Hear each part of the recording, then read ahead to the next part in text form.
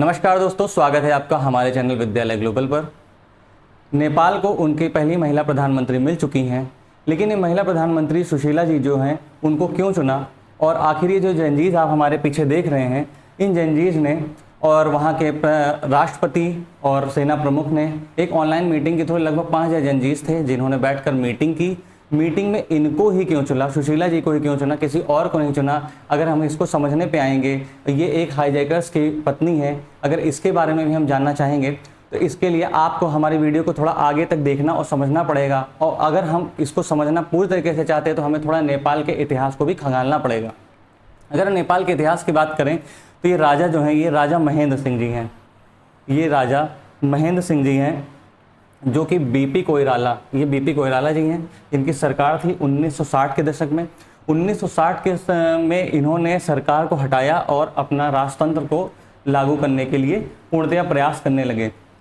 इन्होंने सरकार को जब पूरी तरीके से हटा दिया और ये राजा महेंद्र सिंह जी ने नेपाल पर जब पूरी तरीके से कब्जा कर लिया, तो कब्जा करने के बाद इन्होंने पंचायत सिस्टम लागू कर दिया। पंचायत सिस्टम लागू करने के साथ साथ इन्होंने एक नारा दिया, एक राजा एक भेष एक भाषा। एक राजा एक भेष एक भाषा का नारा देने के साथ साथ इन्होंने बोला कि नेपाल में अब से राजतंत्र, पूर्ण राजतंत्र चालू होगा और सारी राजनीतिक पार्टियों पर पाबंदी लगा दी। सारे अधिकार राजा के पास ही दे दिए गए और राजा के पास अधिकार देते हुए ही 1960 से 1990 तक इन्होंने शासन किया। शासन करने के साथ ही यह जो पंचायत शासन, नेपाल के इतिहास में पंचायत शासन अपने आप में बहुत बड़ी जगह बनाकर रखा हुआ है। और हम आपसे भी ये बात कहेंगे कि पंचायत शासन और इसके समय 1960 से 1990 को याद रखिएगा, यही आगे आपको अगली कड़ी जोड़ने में मदद करेगा। अब इसके आगे अगर हम बात करें तो ये जो नेपाली कांग्रेस और नेपाली कम्युनिस्ट पार्टी, इन दोनों ने मिलकर राजा के खिलाफ प्रदर्शन करना और इस राजतंत्र को ख़त्म करने के लिए मिल करके काम करना चालू किया। काम करके चालू करने के दौरान ही नेताजी को जेल जाना पड़ा और सारे नेताओं को जेल में बंद कर दिया गया। सारे नेताओं को जेल बंद करने के बाद ये जो है सुशीला जी भी उस समय जेल में बंद थी। और जेल में बंद होने के बाद सुशीला जब विराटनगर की रहने वाली थी, वहीं पे इनको जेल में बंद कर दिया गया था। वहीं से उन्होंने एक किताब की पृष्ठभूमि रच रही थी और जो किताब की पृष्ठभूमि रच रही थी उसका नाम था कारा। कारा का मतलब होता है जेल।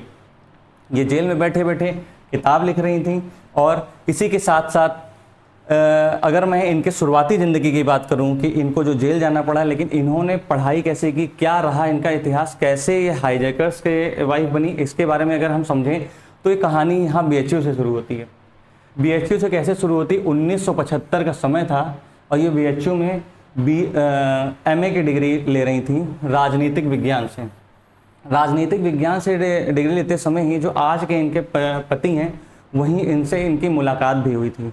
मुलाकात के साथ साथ BHU में इनको पढ़ाने का और PhD करने का भी मौका मिला था, जो कि इन्होंने मना कर दिया था और अपने देश जाकर 1978 में नेपाल के त्रिभुवन विश्वविद्यालय से कानून में स्नातक लिया। कानून की पढ़ाई करी इन्होंने। कानून की पढ़ाई करने के बाद विराटनगर में ही जिला अदालत में ये प्रैक्टिस करने लग गई। प्रैक्टिस करने के साथ साथ ही इनका कद बढ़ता गया और ये वरिष्ठ अधिवक्ता बन गई।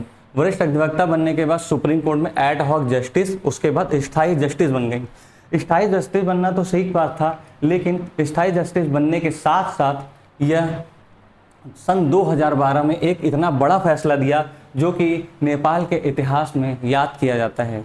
नेपाल में एक जयप्रकाश गुप्ता नाम के मंत्री हुआ करते थे, जिनको करप्शन के केस में इन्होंने जेल में डाल दिया, जो कि नेपाल में और नेपाल की जनता के बीच बहुत ही अच्छा मैसेज गया। नेपाल की जनता ने इनको एक सुधारवादी और एक ईमानदार महिला के रूप में देखा। लेकिन समय बीता और ये 2016 में सुप्रीम कोर्ट की कार्यवाहक मुख्य न्यायाधीश बन गई। उसी साल के दौरान ही कार्यवाहक मुख्य न्यायाधीश से यह पूर्ण रूप से चीफ जस्टिस बन गई और ये नेपाल की पहली महिला न्यायाधीश नेपाल की पहली मुख्य न्यायाधीश बन गई और ये इकलौती महिला न्यायाधीश भी हैं। अगर हम इसी के साथ बात करें तो ये नेपाल कांग्रेस के नेता हैं। ये प्रधानमंत्री जी हैं, इन्होंने सन 2017 में 2016 में ये चीफ जस्टिस ऑफ नेपाल बनी। उसके बाद 2017 में ही इनके खिलाफ महाभियोग प्रस्ताव ले आया गया और महाभियोग प्रस्ताव में आरोप ये लगाया गया कि पक्षपात करने और कार्यपालिका की शक्तियों में हस्तक्षेप करने का आरोप लगाया गया। आरोप तो सिद्ध नहीं हो पाया, लेकिन इनको तत्काल रूप से निलंबित कर दिया गया। 2016 में ये चीफ जस्टिस बनी और 2017 में ही इनको निलंबित कर दिया गया महाभियोग प्रस्ताव लाकर। और महाभियोग प्रस्ताव आया, लेकिन नेपाल की जो जनता है वह इनको एज अ सुधारवादी और एक ईमानदार महिला के रूप में देखती थी, क्योंकि 2000 का जो फैसला था वो छोटा मोटा फैसला नहीं था। उस फैसले को देखते मतलब ऐसी इनकी छवि थी कि यहाँ पे विरोध प्रदर्शन चालू हो गए। विरोध प्रदर्शन चालू होने के साथ साथ नेपाल की सरकार को महाभियोग प्रस्ताव वापस लेना पड़ गया। ये बहुत ही प्रभावशाली महिला रही नेपाल में। और अगर हम यहीं पे अब आगे बात करें कि नेपाल की जो डेमोक्रेसी, अब मैं आ रहा हूँ वही पंचायत शासन पर। ये इन्होंने जस्टिस का मैंने डिस्क्राइब जो किया है, अब ये पंचायत शासन से मैं जोड़ता हूँ कि इसमें हाईजैकर्स का क्या रोल रहा है। तो हम अगर इसमें देखें 1973 का समय था और नेपाल में लोकतंत्र की वापसी का पूर्णतया प्रयास दोनों पार्टियां मिलकर कर रही थी। वहाँ के सारे नेता पुरजोर कोशिश कर रहे थे कि नेपाल में किसी तरीके से लोकतंत्र को बहाल किया जाए। और उसी के दौरान ही जीपी कोइराला जी जो थे वो सशस्त्र संघर्ष करना चाहते थे कि शस्त्रों के माध्यम से मैं राजतंत्र को किसी भी तरीके से ख़त्म करूँगा। लेकिन इसमें सबसे बड़ी समस्या क्या थी कि जो विरोधी थे, जो पार्टीज थी, उनके पास पैसों की बहुत बड़ी कमी थी।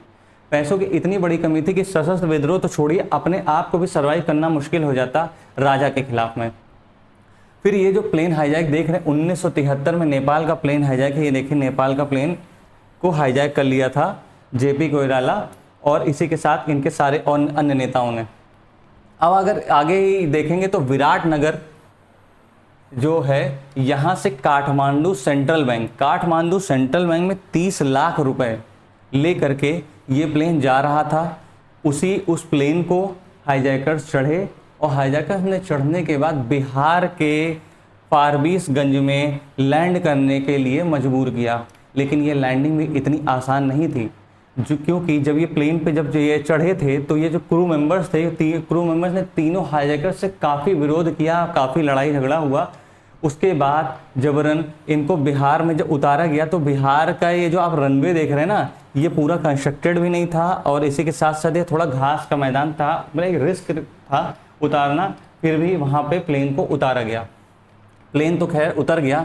प्लेन उतरने के बाद वहीं पर ही सुशील कोइराला जी और उनके साथ अन्य साथी प्लेन का इंतज़ार कर रहे थे। जैसे ही प्लेन आया, ये लोग अपने ट्रकें लाए, ट्रकों में 3 ट्रक पैसा भरे और 3 ट्रक पैसा भरने के बाद ये वेस्ट बंगाल में दार्जिलिंग में भागे। नेपाल से आए बिहार के फारबिसगंज से, ये देखिए ये वेस्ट बंगाल का इलाका है, ये पूरा वेस्ट बंगाल का इलाका है। यहीं पे दार्जिलिंग पड़ता है। ये यहाँ पे ट्रकें ले गए, तीनों ट्रकों से जाके पैसा भी छुपा दिया, खुद भी छुप गए। भारत सरकार ने भी इनको ढूंढा और ढूंढने के बाद 1 साल तक लगभग कार्यवाही चली। कार्यवाही चलने के दौरान तीनों हाईजैकर्स जो नेपाली कांग्रेस से जुड़े 4 लोगों के नाम भी सामने आए। 4 लोगों के जो नेपाली कांग्रेस से नाम सामने आए, उनमें से 3 लोगों को सजा हो गई, जिसमें थे दुर्गा प्रसाद, नागेंद्र और बसंत। इनको 2 साल की सजा हुई। 2 साल की सजा के दौरान आया समय 1975 का इमरजेंसी का समय, जिस समय नेपाली गवर्नमेंट ने रिक्वेस्ट की और ये तीनों हाईजैकर्स को यहाँ से नेपाल भेज दिया गया। अब ये जो आप देख रहे हैं कि दुर्गा प्रसाद वही व्यक्ति हैं जो कि आज हमारी जो प्रधानमंत्री जी हैं उनके पति हैं। और ये जो आप ये चेहरा देख रहे हैं, ये हैं गिरिजा प्रसाद कोइराला। गिरिजा प्रसाद कोइराला जी 1990 के टाइम में जब राजतंत्र को उन्होंने ख़त्म कर दिया तो ये नेपाल के प्रधानमंत्री बन गए और ये 4 बार नेपाल के प्रधानमंत्री रहे हैं। पैसा लूटा, पैसे की कमी पूरी की, सशस्त्र विद्रोह किया, जेल गए, सब कुछ किया, लेकिन राजतंत्र को जड़ से ख़त्म करा और 1990 में अपनी सरकार बनाने में ये पूर्णतया सफल रहे हैं। नेपाल के ये आप देख रहे हैं, ये वही दुर्गा सुवेदी हैं जिनको 2 साल की जेल हुई थी, मैंने अभी पीछे बताया है। ये उनके पति हैं और ये कभी भी इनके शिक्षक हुआ करते थे, ये इनके टीचर हुआ करते थे। इसी के साथ साथ बीएचयू में इनकी मुलाकात हुई थी। बीएचयू की मुलाकात होने के बाद आज सुशीला जी ने इनको अपना पति भी चुन लिया। इसी के साथ ही साथ हम बात करें तो इन्होंने ये सुशीला जी हैं, सुशीला जी ने एक बात कही थी जब बीएचयू में इनको पढ़ाने का और पीएचडी करने का मौका मिला था, तो इन्होंने एक बात कही थी कि शायद मेरी नियति कुछ और ही थी, मुझे लगता है कि मेरा जज बनना तय था और इसलिए मैं वहाँ पीएचडी नहीं कर सकी। आप पीएचडी नहीं कर सकी, आप सुप्रीम कोर्ट की पहली महिला न्यायाधीश बन गई और पहली महिला चीफ जस्टिस बन गई, मुख्य न्यायाधीश आप बनी, आपको बहुत बहुत बधाई हो। और इसी के साथ ही साथ आपको ये नहीं पता था कि आप नेपाल की प्रधानमंत्री बनना भी आपकी नियति में तय था।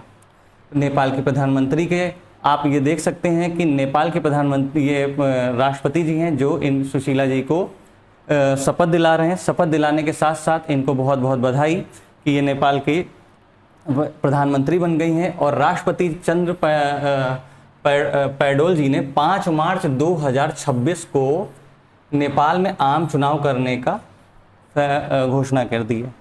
लेकिन अगर हम बात करें तो ये जो फोटो लगी है ये बांग्लादेश की है। ये बांग्लादेश भारत का ही अपना एक पड़ोसी देश है जहाँ पर इसी प्रकार ही विद्रोह हुआ था, छात्रों ने सरकार के खिलाफ प्रदर्शन किया था। प्रदर्शन करने के साथ साथ वहाँ के प्रधानमंत्री शेख हसीना जी को अपनी जान बचाकर आर्मी के हेलीकॉप्टर से देश छोड़कर भागना पड़ा था। देश छोड़कर भागने के बाद मोहम्मद यूनुस को यहाँ पर सरकार को संभालने और आगे चुनाव कराने का पूरी जिम्मेदारी दी गई, लेकिन यूनुस जी उसमें पूरी तरीके से फेल रहे हैं और वो धीरे धीरे करके चुनाव कराने में को टालते जा रहे हैं, जिससे यहाँ के छात्र, यहाँ के लोगों में अपना विश्वास खोते जा रहे हैं। आने वाले समय में यहाँ चुनाव हो पाएगा या नहीं, यह तो अभी संभव नहीं है, लेकिन यही सेम स्थिति हमारे नेपाल में हो गई है। नेपाल में भी जनजी प्रोटेस्टर्स ने प्रधानमंत्री को के खिलाफ प्रदर्शन किया और प्रधानमंत्री को भी आर्मी के हेलीकॉप्टर से भागना पड़ गया था। और उसके बाद सुशीला जी को ही एज अंतरिम प्रधानमंत्री के रूप में जंजीज ने चुना है। इनको ये समय भी दिया गया है 5 मार्च 2026 चुनाव कराने का। अब देखते हैं कि नेपाल की सरकार और सुशीला जी कैसे चुनाव करा पाती हैं, क्या यह समय से चुनाव करा पाती हैं, क्योंकि अभी नेपाल की जो भी स्थिति है काफ़ी ही ज़्यादा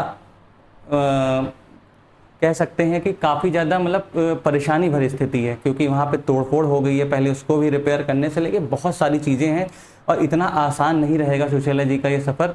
देखते हैं वो कितने आसानी से निकल सकती हैं, क्योंकि चीफ जस्टिस रहते हुए भी उनको बहुत सारी परेशानी का सामना करना पड़ा था।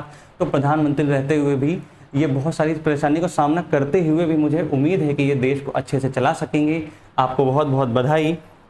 और ये हमारा चैनल है विद्यालय ग्लोबल, जिस पे प्लीज़ सब्सक्राइब करिए। और आप छोटे से एक आपके सब्सक्राइबर से हमारा आत्मविश्वास बढ़ता है। बहुत बहुत धन्यवाद। नमस्कारम।